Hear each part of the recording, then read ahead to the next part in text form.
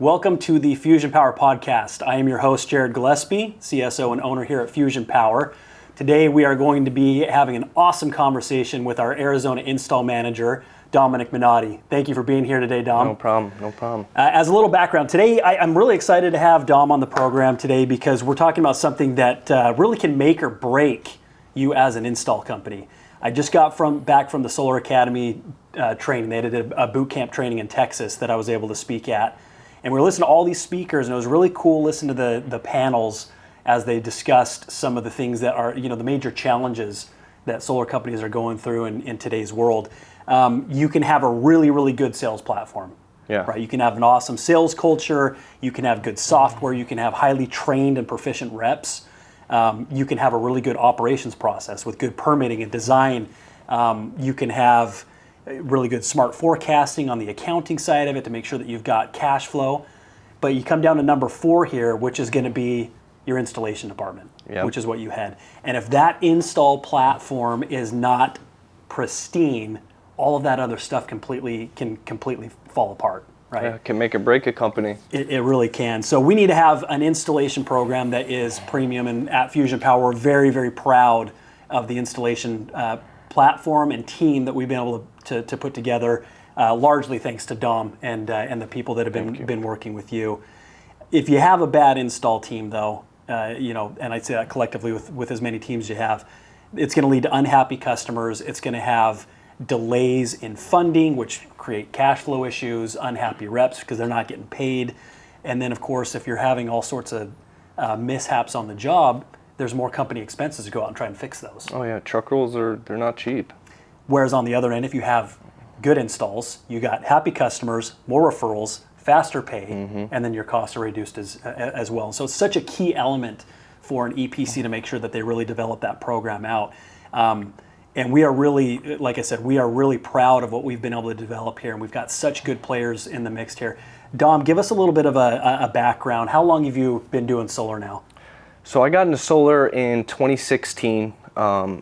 So when I moved to Arizona from the East Coast, I needed a job. Back then, it was a little different. Some things were easier, some things weren't, but I did commercial for about 2 years with some residential, and that's how I got into solar. And the pay scale wasn't quite what it is now. So back then it was a little different, but and I really took a liking to the electrical end of it. And that's how, where I kind of progressed. And I moved to the ground, worked at another company after that, just did straight residential, ABP electrical, and then I came over here. When you guys started installing, I was team number 1. That's right. So probably our longest lasting standing employee. Yeah, I think we got my whole team. They're still here. One of them's still here. That's awesome. Yeah, that's awesome. And it's really cool to see how much you've progressed. Not only what you just said, with other companies, starting out as a roofer, getting to be electric lead, and now running an 18 team. We're at 18 right now. 18 now, right? yeah. 18 teams that's quickly growing as we continue to go. It's been really cool in the last 2.5, 3 years to see how far you've come. Yeah, it's been amazing. So Thank you. It's awesome. Tell me a little bit, what are your duties as an install manager? What do you see your job as? So as an install manager, first and foremost, so I have supervisors, right? So I have a couple supervisors, and they're my soldiers. These guys go to war every day for me. It's not easy to run 18 teams, so they more or less handle the day-to-day stuff with the crews, right? Obviously, they're going to step to me if there's some major issues, because I'm in the office quite a bit. So if they need an answer for something, I'll give them the answer. If it's a hard electrical project, I'm going to review that. I'm probably going to walk that. Go to that job. Anything kind of dangerous, I'm going to be there. Bigger battery projects, I'm going to be there. But more or less, I get here, a little bit later than them. We get the crews out the door, and then the phone calls start, And so basically, day to day, you're putting out fires, you're supporting your guys, you're taking calls from the crews, and you got to come up with decisions and make them quick, And you got to make the right decision, and you got to do it quick. So that's kind of what I deal with every day. There's a lot of different variables, but that's usually about it. What are your marching orders? Jason, you report to Jason, our COO. What are your marching orders as far as all right, I got this week out in front of me, or I've got this month or this quarter out in front of me, and you're responsible for this. What is it that you're okay, here's my, if I had to condense it all into one focus, what would that be?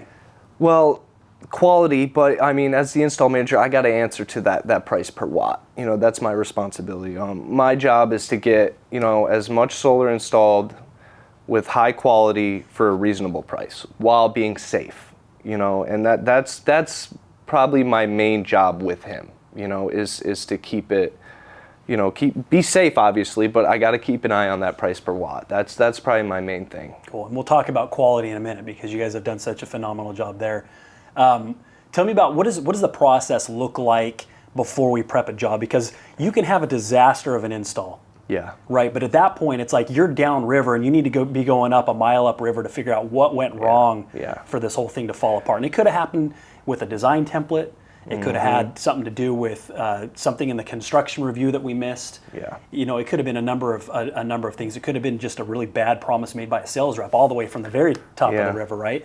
What do you do when you're looking at jobs of the week to know what you're going to be installing and make sure that you're prepped ahead of time to ensure that this is going to be as smooth as possible? So there's, you know, since COVID, there's a lot of stuff that's difficult to get, especially on these bigger jobs. Material's hard to get and it's more expensive. So I lean on James Reese a lot. He's our procurement manager. He does a great job. You know, if I need something, he gets it for me. So I really try to stay ahead on that, on these jobs where I need these specialty materials, so to say.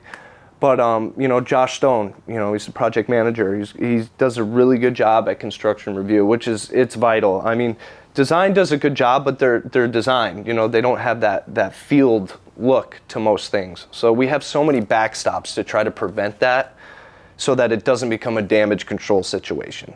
You know, we have a lot of things in place where that it works out pretty good. We really don't have too many issues like that come up anymore. But when we first started, it was a lot, you know. Have to work through that stuff. But that's the cool thing that I love about Fusion so much is you guys tackled all that stuff, right? The hurdles came, we had those problems, and it's like, okay, how do we foresee that coming? What do we do? Yeah. And a lot of it is going to be with training. A lot of it is going to be with developing those processes. When you're getting ready to assign jobs, like a new job comes out from permit, it's ready to get installed. How do you determine which crew is ready or able to install this job? What are you looking at? So that's where it gets confusing. So we have a lady in the office, her name's Dawn, and this girl works. It's, you know, we have 18 crews, right? So you got guys that have been doing it a year. I got guys that have been doing it 12 years.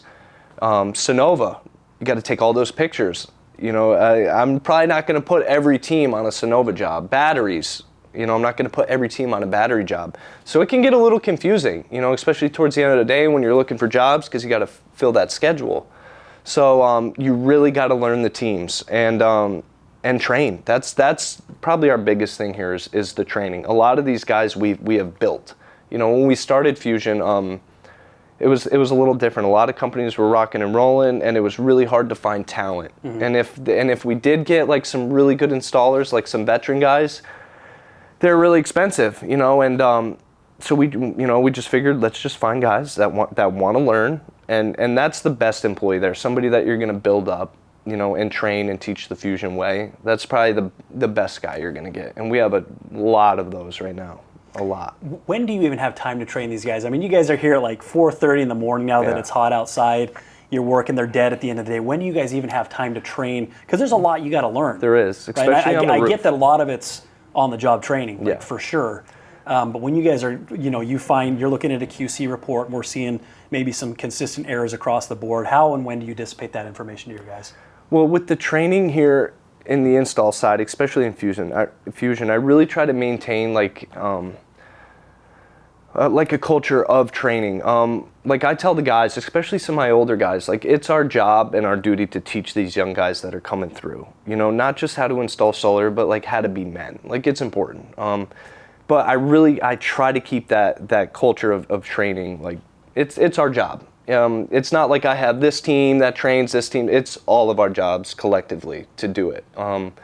Because you get guys that come in, they're just getting into it, you know. So they not only do they have to learn the trade, they have to do it safely, you know. So it's everybody's job, you know. The supervisors do a great job too. But I do have I have a roof trainer. I'm about to have an electrical trainer shortly once it ramps up a little bit more into summer. So those are vital things too for sure. But it's everybody's job. You know, one of the things that you said there is, you know, we're training people how to do these things from a technical basis, but you also said we're training guys to be men, which sticks out to me. You know, it goes back to our core value of family first. Yeah. Can you talk a little bit more about that? What do you mean when you say, I want to help these guys become men? What does that look like for you? Today, and not to get political or anything, but today it's really hard, just in construction in general, it's really hard to find young guys that want to work hard and continue to perform like that. It's really hard. My average age of installer is 35 to 50, you know. So a lot of these younger guys, they need training in a lot of areas, you know, and that's maybe culturally we're just a little messed up, but they need help, you know. We're teaching them a trade. A lot of the, you know, people that have children, they need to take care of their families, and we're teaching them something where they'll be able to afford that, you know, and take care of people and learn and progress. So it's more than just solar here. I personally feel like that. And I love that you share that with us. You know, we talk about the family first core value that it is. I mean, we're looking beyond just getting that glass on the roof, right? We're looking out for, of course, for the customer and trying to treat them as family, but giving an opportunity for people to change their lives. We do it on the sales side, you're doing it on the install side. I think it's such an important focus on what we do here. The job is hard. It's difficult. It's hot. I mean, we're going to be 118 this summer, 120. The job's hard, right? So, but the thing about solar is you even installing it, like the sales guys do well, you can do very well installing solar too. You know, it's this isn't like, you know, working at McDonald's. Like, you can make really good money doing this. And as much as you want to learn and as hard as you want to work, you know, that's as much opportunity as you will have, you know? So that's the thing too. There's the opportunities there. You just got to work for it. Love it. Let's talk about the process a little bit. As you guys are getting prepped to do an install, a big part of it is going to be that construction review. We've got to anticipate what are the things that we're up against here. Walk me through that process. What does a construction review look like? What are you looking for? What kind of communication do you need to have between project managers and maybe crew leads or soups? How do you guys navigate that? Well, when the construction review process starts, when it goes to Josh, I used to actually do that job, but the main things we're looking at is we're looking at electrical. We got to make sure this thing's not going to need an MPU later on down the road, and us have to eat the cost for that, or it's unsafe. So that's the main thing, MPU. Then we want to look at the roof. We got to make sure that we're installing solar on a roof that's not going to leak. You know, especially on a flat roof, you really want to pay attention to the quality of that roof. So those are your two main things. You also want to look at working clearances. You got to see if you got room there by that service panel. In Arizona, our utility companies and these AHJs, they're really difficult, and it's not getting any easier. They got rules on rules, and to get that green tag first time, you really got to pay attention. You know, you got to know a little bit of code. So that saves such a headache, is catching all this stuff. Like, hey, that end phase combiner isn't going to fit there. We got to put that behind the wall, behind the gate. Like little things like that, which will help you not get that redesign in the end, especially in Phoenix when, you know, now you got to wait another month to get that permit back. So that's, if we catch it there, it benefits everybody, especially the customer, you know. But there are times, you know, we get on the job and we got to figure something out on the fly, especially on the roof. So we site survey it, and they do a really good job with that. They measure it, they've drone them, they do a really good job, but sometimes we miss vents, and we got to shift things. And so there's a little bit of stuff we got to do on the fly, but for the most part, a lot of it gets caught. Yeah. Well, and it's you know, mapping out where your run's going to go. You get to this nice, beautiful roof, and it's like, we can't have conduit running. It's like, you got to plan out where stuff is going to go to make it look good, because that's one of the things that we focus on is like, making it look super clean, right? Yeah, that's our main thing. That's our claim to fame here at Fusion is our quality, for sure. What are some of the red flags you might look for when you're looking at a plan set? What are the things where you're like, we need kind of an all hands on deck approach on this? Like, what are the things where it's like, if we don't tackle this now, this is going to end up being a major issue afterwards? If I got a bigger job, especially like a big flat roof job out in Scottsdale or Cave Creek or something like that, I mean, these are a couple $1 million homes, right? Some people don't want to see a big, you know, 200 amp disconnect on the side. You know, they don't, you know, H-frames. Customers, they don't like H-frames, you know, and sometimes we have no choice but to do them, you know. So those are the jobs. Once you hit 40 mods or more and you start getting to that heavier, that bigger electrical equipment, that's when you really want to look at it ahead of time and look at site survey photos, and you might have to even go out there, you know, and walk the customer through it. I mean, they're spending a lot of money on this, you know, and I think they deserve it. Sure, So. they want it to look good. Yeah. And that's where the communication is so important from construction side of the business back to sales of like, A, train your reps to make sure they're telling customers, this is what you're going to have on your house. Yeah. You're going to need to have an H-frame here. So that kind of stuff is prepped rather than the guy pulling up to his house after install and be like, what is this on the side of my house? Yeah. And that stuff's important. Especially with like out-of-town jobs, those need a lot of investigation because you're sending a team somewhere where there's probably not an electrical supply house. There's probably not a Home Depot. You know, you're basically sending them on a mission. You know, and you got to make sure you need the right team for it. But you have to look at the job before they go. When you, I mean, you've worked at a few different companies, and you have a lot of guys that you work with that have come from lots of companies. Right? It's kind of a merry-go-round out there. What are some of the common mistakes that you see installers make in the industry, either as a company or you can talk about individual crews if you want, but I'm trying to get an idea of what are some of the main things that you don't think people are doing elsewhere that we try to focus on at Fusion what makes us stand out from that regard? Something I see in the industry that I don't agree with it. It's not how I was taught. I've never seen it really pan out well is like production type bonuses.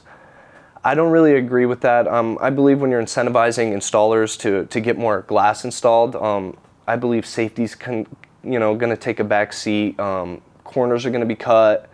I don't really believe in kilowatt pay, stuff like that. I'd rather train guys, pay them a good hourly rate, and incentivize them with their quality. That's probably the biggest thing I see in the industry is that type of pay. And it kind of ruins it because you get these guys that, they're working 14-hour days, they're making all this money, and then the company doesn't work out, and then, they step to you for a job and they want, a ridiculous amount of money, and you're like, that's not really realistic, So that's probably the biggest thing I see in the industry with a lot. And then you're going to overwhelm the service department, the customer's going to suffer. That's the main thing. Yep. And when you see, cutting corners, and when you see things done maybe too quickly, the job's not going to get approved, it's not going to get funding, and so the job's just going to sit. Right? And that poor customer's waiting for 2-3 months after install to get PTO'd. They're starting to pay bills. They're continuing to get high utility bills. It's a terrible experience. You get a lot of really unhappy customers. And we see that on the sales side as well, right? When we recruit new reps, they come over and what's the first question they ask me? How fast can you get it installed? How fast are your PTO times? I don't want to be paying my customers' monthly bills while they're waiting to get jobs PTO'd. We just, in fact, recruited a guy the other day. He's like, I've had a job that's been installed for, I think he told me like 11 months and it's still not online. I've heard 11, I've heard a year, 6 months, It's brutal. One of our claims to fame at Fusion is that we're the fastest to PTO in the state. All of our lenders will tell us that. I love hearing that. It's pretty sweet. Not properly accounting for extra costs. Talk about the importance of understanding adders and how a single adder can make the whole project go upside down. Oh yeah, I mean you get into some of these adders, especially with like trenching or where you got to do something that wasn't caught. I mean you're talking thousands and thousands of dollars that we have to pay for. Fusion Power. That's why it's so important to pay attention to this stuff. That's why. Flat roofs, you got to pay attention to flat roofs. Anything involving trenching, that's a big one. Trenching's expensive. It's hard. It's dangerous. There's stuff in the ground. So you break a pipe, and now there's $500 right there. Yeah, I mean we were doing. The whole profit on the job's gone because now we have to patch up a pipe. Exactly. We were doing a ground mount not too long ago, and we hit a main water that was going out to somebody's barn. Flooded his whole yard, and we had to fix that immediately. So it can get a little tricky. Tell me about a common. Everybody wants to complain about costs of MPUs and all that stuff, and it is what it is. I always have these on the sales side. I'm always gonna have to fight with my sales reps and with sales partners on certain kinds of adders. A lot of the ones that they don't understand though, it's like, how come why do we have a multiple plane roof adder? Right? We say three or more mounting planes. There's going to be an adder on that. Help me understand why is that necessary? Well, you got to think. Say you got solar here, and you got solar here, and you got solar here, right? You got multiples arrays. You got to connect all that stuff. You got to run conduit up there. That's more feet on the roof. And it takes a while to connect all this stuff and make it look neat. We paint all our conduit. Then you got to pull wire through it all, which wire's not cheap anymore. Not that it ever was, but You could take like a 24 panel job and you break that up into like 5-6 arrays. You just went from like a six hour install to day, like a long day and a half. Yeah. You know, it adds a tremendous amount of time, you know, like a lot. So super helpful. What do you focus on in your training to ensure good quality work, and what do you do to incentivize your guys to do good quality work? So here, you know, Gallagher, you know, came up. Jason Gallagher, our COO, came up with a couple things that have worked. I've never seen a company do what they do here, you know, and I've seen it work. So he incentivizes quality a couple ways. We have competitions, just like the sales guys have competitions. We do the same thing. We do a green tag competition, right? And that's a bi-monthly competition. So when the team goes out and install the solar, it gets QC'd, obviously. We have a QC department. If I get a green tag back, which they're just alone. The fact that we have our own internal QC department, I don't know if any of our competitors. I don't know anybody. Do that. No, and we're next day usually. Yeah. You know, and a lot of people are like, "Who's at my house?" And I was like, "Oh, I told you. Remember that QC guy was coming out to check it out?" So that's something we have that's awesome. You know, and Justin James runs that, and he does a really good job with that. Our service manager, but you know, it's super important to hold the guys accountable with that, and that's what this quality thing does. And it lets them know where they're messing up. But like back to that bi-monthly green tag award, if they get a puck, and we have that wall out there. If they got a green tag on that job, it passed inspection, and nobody had to go back to that job for a second visit, for anything. They get the puck. And they fight for it. These guys, they're very competitive, just like sales. And it's so cool walking through that hallway. If you haven't been to the warehouse, going from the small warehouse to the big warehouse, we've got this hall, we call it the Hall of Fame, but it's like each team is listed on the wall, and every time they get a puck, it goes up the wall. And so by the end of the month, they'll have these fusion signs going up the wall. And you just see hundreds of these installs from the month of these pucks. It's a fusion sign that basically represents a perfect install. Yeah. And so it's a huge pride thing for those guys to be able to walk down the hall and say, look how many perfect jobs that we've done, and you know, we incentivize them for the team that gets the most, or the top 3 teams. I think it's really, really cool. You know, we had a couple customers walk through and gave them a tour, and they were kind of on the fence. And when we talked about that, they're like, we're doing business with you guys. Yeah. Like, I've never seen a construction industry incentivize their guys, you know, to work like this. It's the best way to do it. Like today, just in general, there's not much accountability anywhere, right? And like when you're installing it, and you know, okay, somebody's coming out tomorrow, and they're going to be looking at this job, and I mean from the roof, the ground, everything. They're going to be going over it with a fine-tooth comb, and they're going to get that report with all the pictures. That accountability helps a lot, you know. And it's like I said, it's that tool to let you know where you're falling short and where you need to pick it up.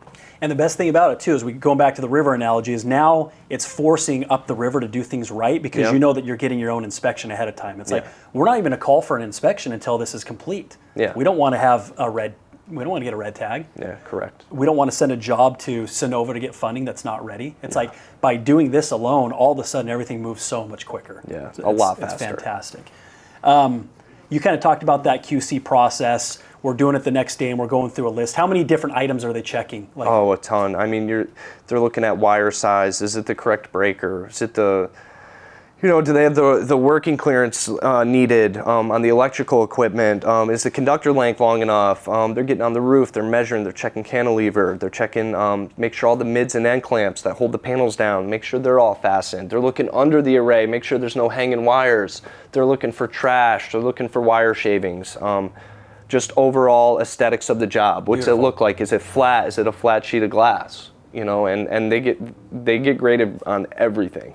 Now, when they notice something that is left undone or that needs to be fixed, what's the process from that point? Well, so that's when if the QC guy, I believe, takes care of it right then, if he's able to. But if not, then we have a ticketing system, which actually works out so that way you're not losing track of things, because accidents are going to happen. Mm-hmm. It's the reality of this business, right? So a ticket will get made, and then it's in our database, and then Justin James will send one of his techs out, and they fix it immediately. You know, it's every week, every ones they get, the majority get handled. Do you know what our average turnaround time is from saying, here's an identified issue, to actually having it I believe fixed? it's a day or two. I believe it's almost next day on everything. I'm hearing we're under 48 hours. Yeah, it's absolutely quick. Incredible. Tile too. I mean, you're gonna break tile. Sure. We got a guy that's all he does. He just drives around and gets tile and replaces tile. So would you say then where construction, where install ends and service begins, is that going to be at the completion of an install? Yeah, that's going to be then. Justin James gets it usually past the finish line if anything needs to be fixed or whatever the case is. He's going to keep an eye on that job to make sure it gets PTO'd. So basically, after it's installed, it's on him, and he does a pretty good job with that. But that's kind of where it begins and ends. Okay. Let me ask you this: what are some of the more complicated jobs that your teams face that we can help the sales force on the front end better prep and set better expectations for the customers? Probably what I'm seeing now is the biggest issue now in that disconnect would be batteries. You know, as the technology gets greater and these batteries back up more, that expectation from the customer, you know, so I believe knowledge with batteries and training would probably be the next big thing. I mean, you got whole home backup now, you know, that's pretty affordable compared to 5 years ago. You're talking big money to do that, you know, so the technology's getting greater, so does the, you know, the knowledge has to be as well. So that's probably our biggest one is the batteries. How about for the construction itself, panel placement, electric upgrades? What are some of the things that you see reps kind of maybe they're not aware, or maybe they're just not thinking of, where you guys get there and the customer's like, well, wait a minute, this isn't, you know, we talked about H-frames for an example. What kind of home types or roof types lead to kind of some of those problems that you guys see? You get into some of these crazy HOAs out in Scottsdale, they don't want to see any panels because they're tilted. They don't want to see nothing on past that parapet wall. So that would be one. Electrical equipment placement, you know, we got codes and rules that we got to follow. We can't really put things certain places that customers would like sometimes, you know, or trenching. You know, some customers don't want you to cut a trench through their driveway, right, but we need to, yeah, you know, so probably things like that, the more difficult extra stuff that we have to do. Gotcha.